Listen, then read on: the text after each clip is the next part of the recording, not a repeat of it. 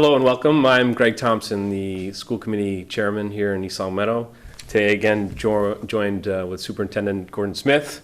Like to call it meeting with the soup or something like that here. We should come up with a fun name for these meetings, but we just wanted to come back to you with another update on a few things for the beginning of the school year. Today we wanted to talk about, first off, the start of the school year, what it's going to look like for both staff and for students. We're going to talk about the school day in terms of the schedule for the students, both in the younger age groups and the older age groups. We're going to discuss communication and how staff is going to communicate with families and students as we go forward. We are going to talk about we're going to have an opportunity for some of the kids to be in the building at certain times. We'll talk about that. A little bit about disinfecting and the process we're going through at each individual building as they will all be open as the school year begins. And then we'll just briefly touch on high school sports. We had a school committee meeting. Not sure how many folks caught that meeting, so we'll give a brief update on that. So first off, if we could talk as I said, about the start of the school year. It's been pushed back a few days from what we had originally intended, and there's a reason for that. If you want to talk about that. So the Commissioner of Education earlier in the summer had reduced for this school year the requirement for students to go 180 days, and he reduced the requirement to 170 days.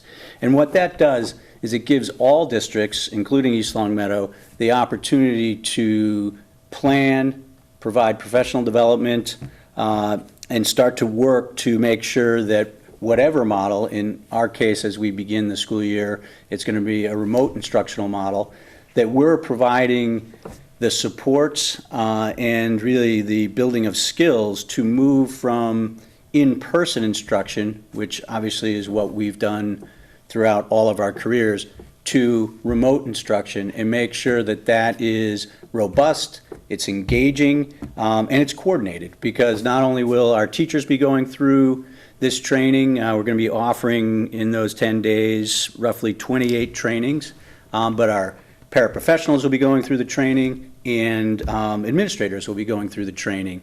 And this is the first time ever that we've had the opportunity to take 10 days prior to students returning and use it all to plan, provide the professional development, and have the time after the professional development to start to process how does this immediately impact what I'm putting together for my instructional program. So I think it's going to be not only very successful, but it's really going to help us provide the best possible learning environment as we start with students on September 16th. Right, and today being August 28th, new staff members are actually starting today. Anybody new to the district will start today. Yes, so we have our new staff orientation today.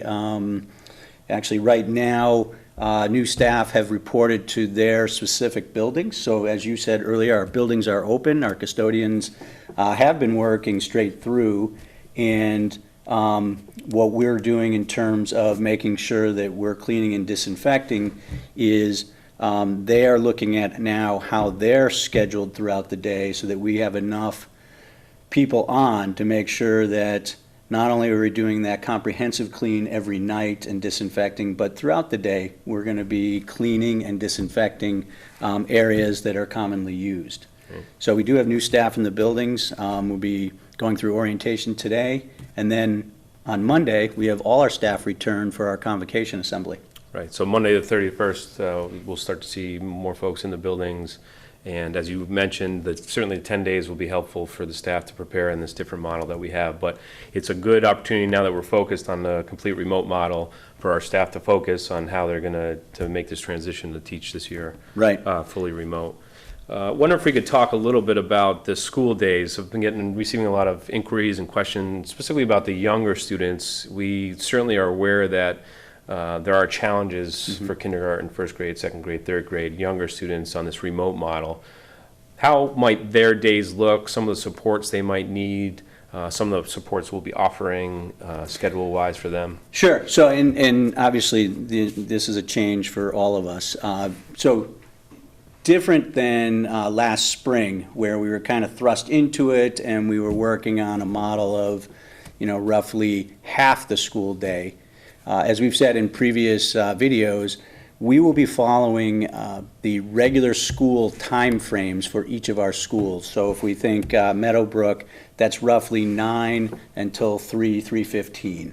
And their day will look very similar to what students have experienced when they're in school, such as you're going to have your morning meeting, you're going to have your literacy block, you're going to have your math block, you'll have all your specials, and the teachers will be rotating through a given schedule and have blocks during, I think for the most part, most of the elementary schedules in the afternoon. But to the point of where we know that all students, but probably more importantly our elementary students, are going to need sort of screen breaks, if you will. So your 90-minute literacy block is going to be broken up into chunks, and there might be 30 minutes of direct instruction, and then even though the teacher's still on with the students, there might be breakout work that students can then not necessarily engage just with the screen, but be working on something independently, and the teacher, just like he or she would in person, will be checking on them throughout the block, but it won't be 90 minutes of straight direct learning. Right, and I think it's important that we recognize that we're going to be asking the teachers and our staff to, you know, kind of modify as they go. It's uncharted territory for all of us, so we're giving them the challenge to figure this out, and it will be challenging. It will be. But certainly, we're all aware of the uniqueness of specifically the younger students on how we teach them remotely. Sure, and I can't say, you know, as you said, it is certainly, it's new, it's going to be a challenge, but I can't say enough about our staff. I mean, we're talking about the trainings that obviously we're going to take through the next 10 days, but we've already offered this summer a number of trainings, and just recently, within the past week, we've offered 2 trainings where we've had an incredible number of staff voluntarily enroll and take these trainings. And you know, starting on Monday, we'll see a lot of our staff in the buildings utilizing as they take the different trainings, which will be presented virtually, but they're going to be setting up the tools that they may need in their classrooms, how do different things apply, and can be utilized in their remote instruction. Going back to the schedule part of the conversation, the older age groups, the middle school, the high school, they all receive their schedules using the block schedule. So they'll have more of a routine day. Absolutely. So they'll begin, if you take the high school, they're going to begin at 7:25 a.m. as they would if they're reporting to the building. The nice thing is that the commute's cut down quite extensively, so hopefully we won't see as many tardies that sometimes we see on a given morning at the high school. But they'll be going 7:25 through 1:45, and the middle school will be going 7:35 through basically 2:10. And each schedule has areas built in where there's going to be time for students to be able to get extra help. There's going to be time for our counselors to start delivering a guidance curriculum and work with our students.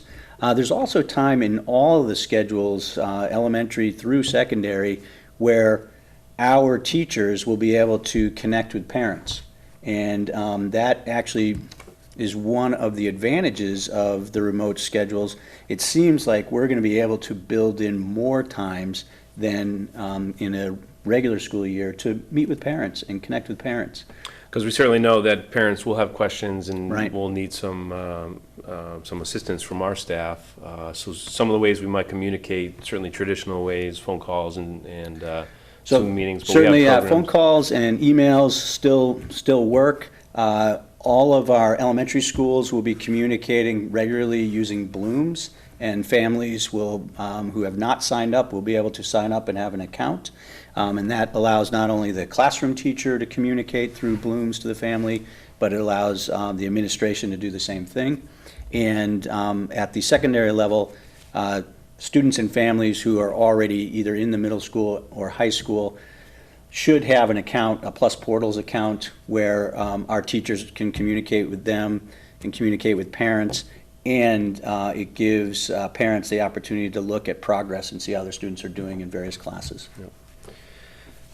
Another topic of discussion is having teachers report to the building necessarily as on a regular school day. There was some discussion from the governor last week or this week, about asking the teachers to come in. We had made the decision early on to not require teachers to come in, but certainly have an opportunity for them to come in either access their room for materials they may need, and then teach remotely from home, or come in to actually teach from the classrooms. And we were giving that opportunity to the teachers to do that.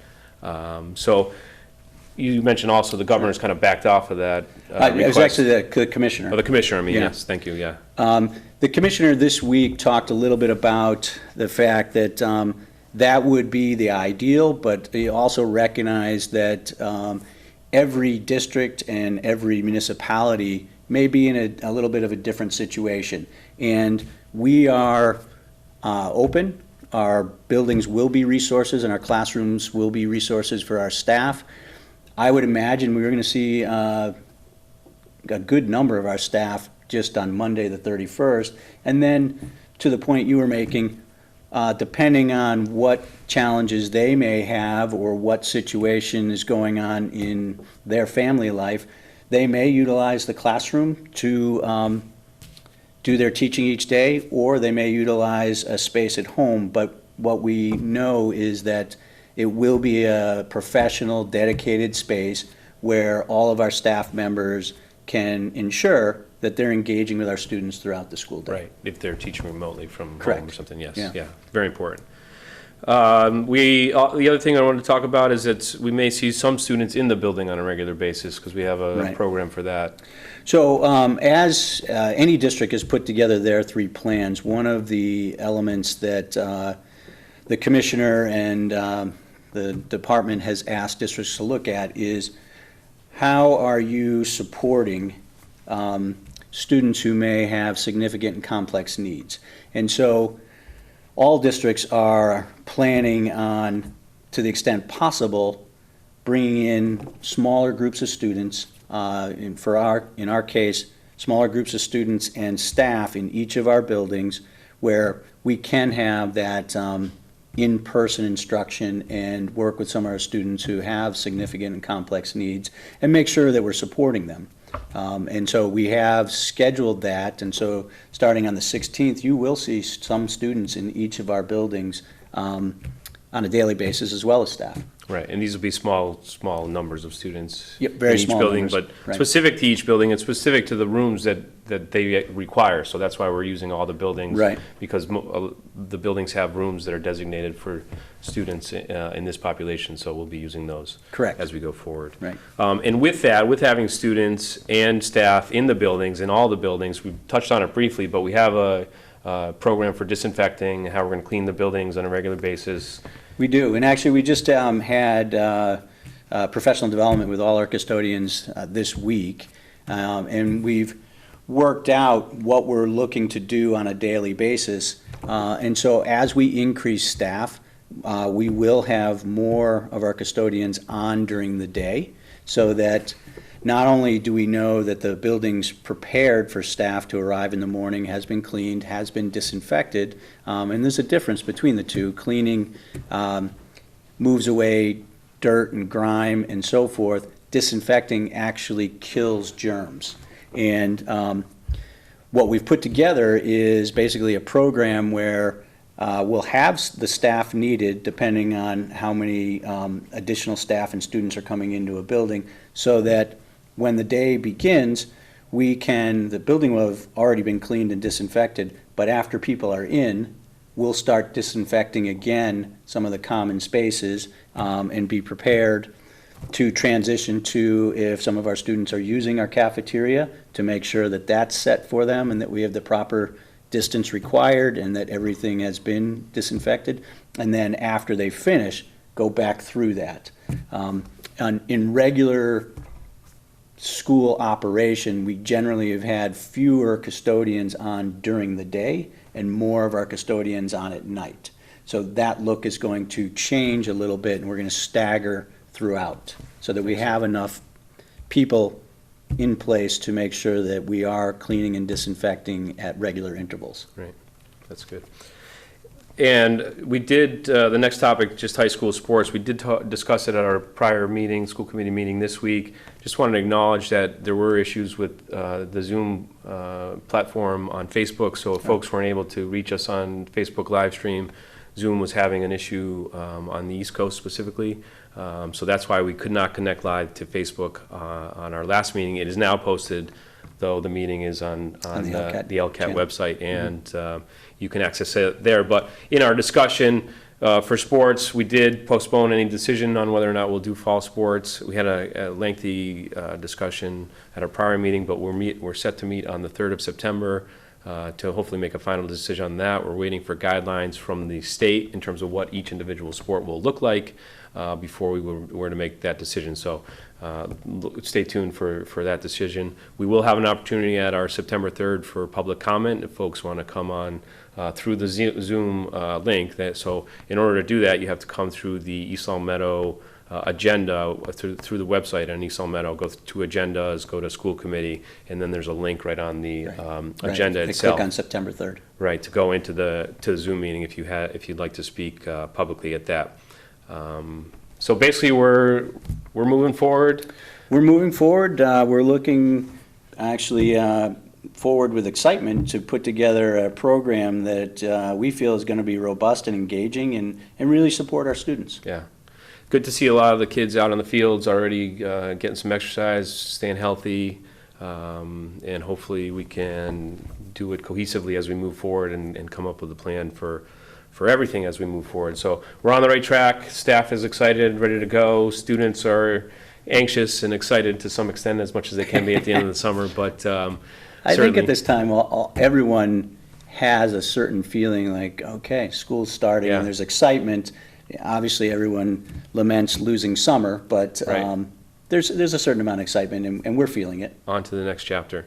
We have technology for all our students, Chromebooks, iPads. That's been we're right now we're finishing up distributing all our computers to not all our computers, distributing to all of our paraprofessionals.